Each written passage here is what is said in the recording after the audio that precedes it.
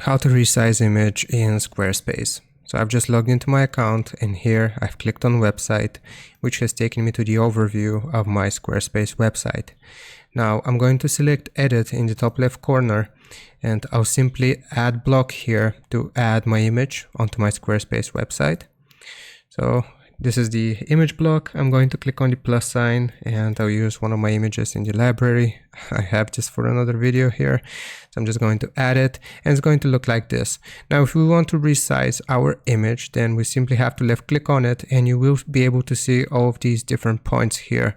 So depending on whether you want to enlarge it horizontally or vertically, you will simply left click on these points and you will drag like so.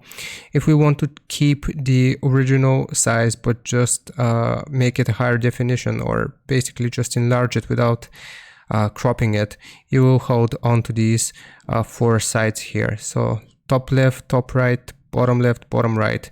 And if I just hold here, as you can see, I can drag it and I can enlarge this image as much as I want to.